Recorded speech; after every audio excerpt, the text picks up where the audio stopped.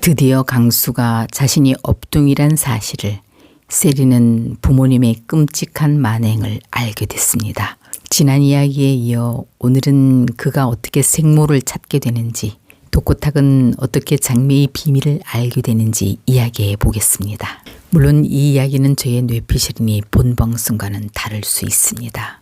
34회 엔딩에서 강수는 장미를 부축해 집까지 데려다 주러 왔다가 마침 집에 있는 독고탁과 마주하게 됩니다.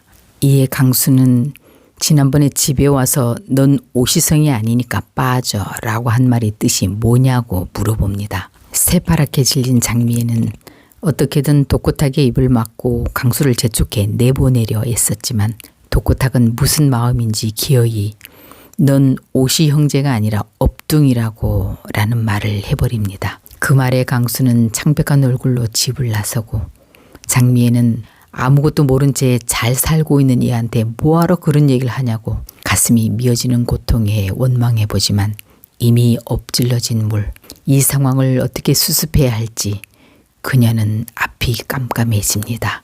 그런데 장미애의 지나친 항의에 독고탁은 묘한 기분을 느낍니다. 당신 뭐 나한테 숨기는 거 있어? 어릴 때부터 술도가에서 강수를 거의 기르다시피 해서 정이 든 것까진 이해하겠는데 강수 이야기만 나오면 어쩔 줄 몰라 눈에 쌍심지를 켜며 편을 들고 독고탁의 날카로운 질문에 장미애는 더 이상 말을 할 수 없었습니다. 한편 이 청천벽력 같은 사실을 어떻게 받아들여야 할지 강수는 막막하기만 합니다. 마음을 잡을 수 없는 그는 놀이터에 앉아 생각에 잠기고 그때 역시 마음이 복잡한 세리가 이곳에 나타납니다. 세리는 주실이 이야기하던 그녀의 부모님이 악질 중에 악질이라는 말이 귓가에 생생해 얼굴은 벌겋게 상기되어 있습니다. 세리는 강수를 보며 어떻게 제 부모가 그런 나쁜 사람인지 부끄러워 살 수가 없어요 라고 흐느끼듯 말합니다. 강수는 그런 세리에게 조용히 답합니다. 부모님이 곁에 계신 것만으로 감사해야 해요. 자신이 누군지 어디서 왔는지 모르는 사람도 있으니까요. 천수는 소연과 법적으로 남이 되는 내일 바로 미순에게 프로포즈를 할 생각으로 반지까지 준비해뒀습니다. 그러나 소연의 갑작스런 귀국으로 천수의 프로포즈는 무산될 듯한데요. 천수는 딸 영주 때문에 소연을 완전히 외면하기는 어려워 미순과의 새 출발에 큰 어려움을 겪을 걸로 예상됩니다. 한편 광숙은 이제 동석의 볼에 뽀뽀까지 하며 자신의 사랑을 과감히 표현하고 용기를 내 시동생들에게 자신의 새로운 시작을 고백하는데요. 천수를 비롯한 시동생들 모두 광숙을 응원할 듯합니다. 이제 형제들에게 광숙은 형수라기보다 누나니까요. 물론 마음 한구석엔 먼저 간 형에 대한 미안함과 죄책감이 여전히 자리하고 있겠죠. 한편 장미애는 강수가 받았을 충격을 생각하며 집에서 하염없이 눈물만 흘리고 있습니다. 장미애는 강수의 어릴 적 베네쩌고리와 최근에 받은 명함을 만지작거리며 앉아 있는데요. 그때 강수로부터 전화가 걸려옵니다. 지금 좀 만날 수 있을까요? 장미애는 반가운 마음에 바로 뛰어나갑니다. 그런데 잠시 후 퇴근한 독고탁이 이 상자와 명함을 보게 됩니다. 이건 세리 건 아닌데 이 명함은 또 뭐야? 이게 왜 여기 있지? 그의 의심이 점점 커져가기 시작합니다. 강수는 장미애를 만나 묻습니다. 어릴 때부터 저 보셨잖아요. 사실대로 말해주세요. 제가 어떻게 오게 됐는지, 저의 생모나 생모가 누군지. 장미애는 순간 갈등합니다. 지금 거짓말을 하면 또다시 죄를 짓게 되는데 언제까지 숨길 수 있을까? 하염없이 눈물을 흘리던 장미애는 뭔가 결심한 듯 결의에 찬 표정으로 말합니다. 강수야, 사실은 내가 네 친엄마야. 예? 강수는 충격에 휩싸입니다. 장미애는 그간의 사정을 모두 이야기해 주는데요.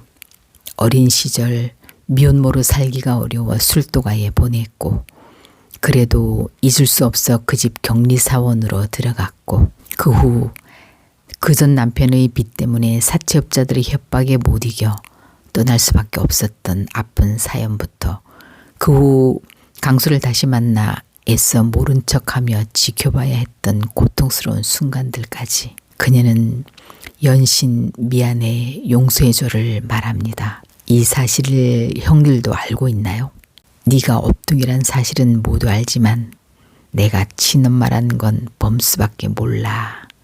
강수는 오늘은 일단 일어나겠습니다 라고 말하고는 황망히 일어서 나갑니다. 강수는 순식간에 자신이 업둥이란 사실에 이어 장미애가 친엄마라는 진실까지 알게 된 이 상황이 믿기질 않습니다. 이 술도가에 엄청난 피해를 끼친 우리 집 원수가 내 생모라고. 그는 장미애를 엄마로 받아들이자니 지금까지 자신을 키워준 형들한테 죄책감이 드는 딜레마에 빠져 어떻게 해야 할지 답을 찾지 못합니다. 강수가 나간 후 장미애는 범수에게 전화해 이 상황을 전하고 범수는 가족들을 불러 모아 이 사실을 말합니다.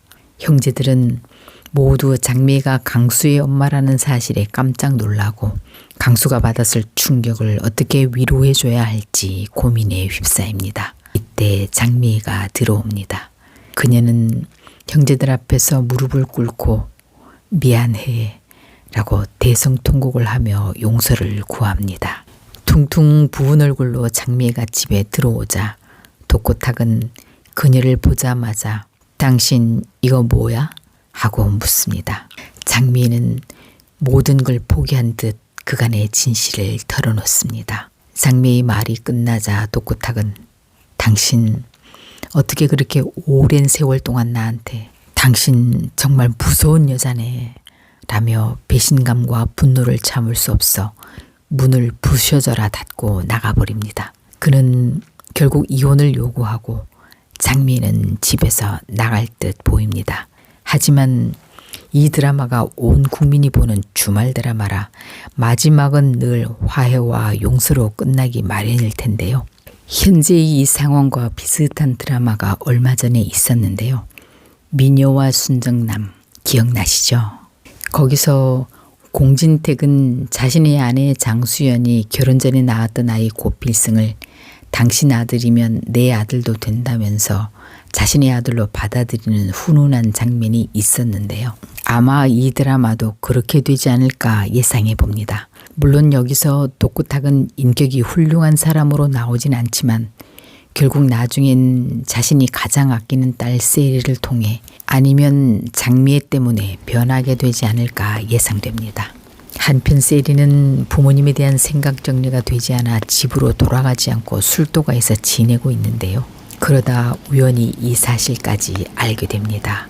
그러던 중 장미애가 병원에 입원했다는 소식을 듣게 되고 세리는 병원으로 그녀를 찾아갑니다.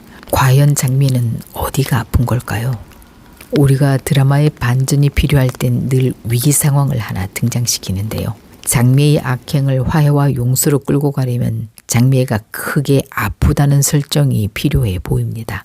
왜냐하면 사람이 아프면 마음이 약해지니까요. 장미애가 중병으로 병원에 입원하게 되고 그래서 강수, 세리, 독고탁 그리고 술도가 가족들 모두가 그녀를 용서하게 되는 계기가 되지 않을까 예상됩니다. 이처럼 얽히고 설킨 상황과 관계가 앞으로 어떤 방향으로 흘러갈지 다음 회가 더욱 기대되는데요. 오늘 이야기 재미있으셨다면 구독, 좋아요 부탁드립니다.